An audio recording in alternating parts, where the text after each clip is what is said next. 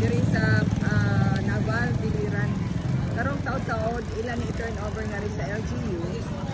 Matod sa McDonald's, partnership ni sa LGU. LGU lease the land and then McDonald's builds the structure.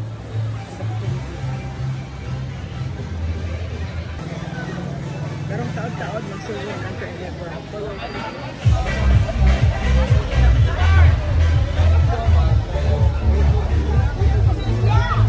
Yung lahat.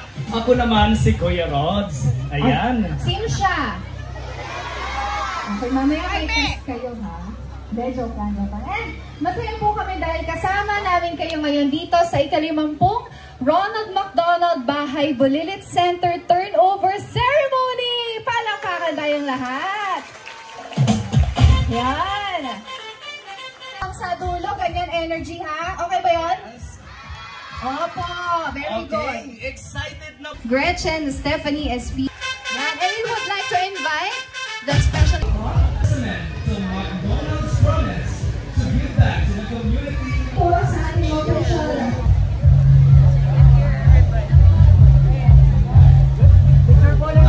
Let's start the ribbon in 3, 2, 1!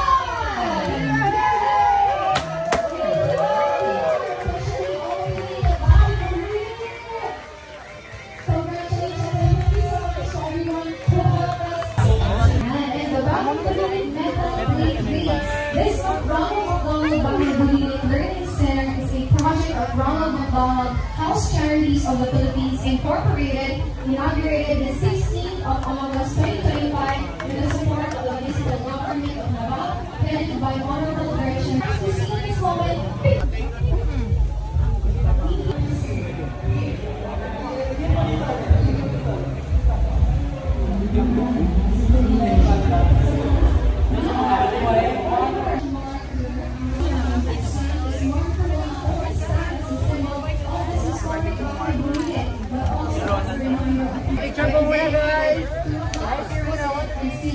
one more. Every child, regardless of background, with Mayor Gretchen, Miss Margot, and of course, Ronald. In 3, 2, 1. Picture ulit. 1, 2, 3. I hear guys, I hear 1, 2, 3. Marker. With parents, volunteers. We grow in His love.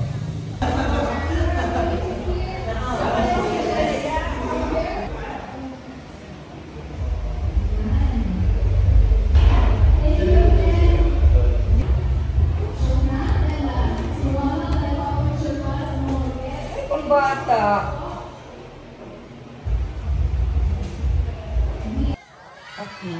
Una po sa lahat, last year, hangtod karong adlaw.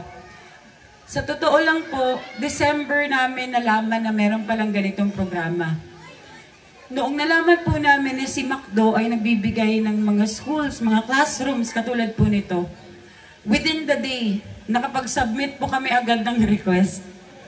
Kasi nakita po natin dito sa Barangay Larasabal, labi na dyan diri, Barangay Kalumpang, labi na dyan diri sa Bliss. Dagan kay bata. Kasi hindi po kami ganun kayaman ng munisipyo.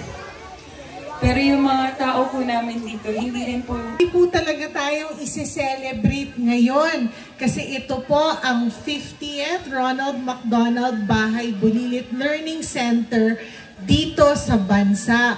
So, mabilisan lang po, ano po ba ang Bahay Bulilit? So, it is a learning space para po sa mga batang 2 to 4 years old na layon pong turuan ng basic education para ready pagpasok sa formal schooling. Po, malapit na po tayong magsaya.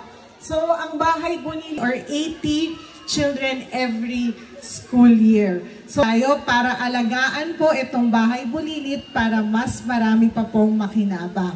Ang very first McDonald's store dito sa Biliran. Happy good! Bibigay ng trabaho sa mga around 80 po 80 to 100 po ng mga crew Siyempre po, meron po kaming kailangan gawin pong pagsuporta sa komunidad. At ito po nga ang aming Ronald McDonald Bahay Bulilit. Asa kayo, no? Pagkasabi po namin din ganitong program, totoo. And siyempre si Jan. Go po, so maraming salamat komunidad dito sa Naval Biliran. So ang sabi po namin palagi, kita-kits po sa McDo. Maraming salamat po. He is more than just a physical... Yeah, more picture guys, please stay. 1. Love ko to. Love ko to and love namin kayong lahat. Congratulations again! Tawag natin sa kanya.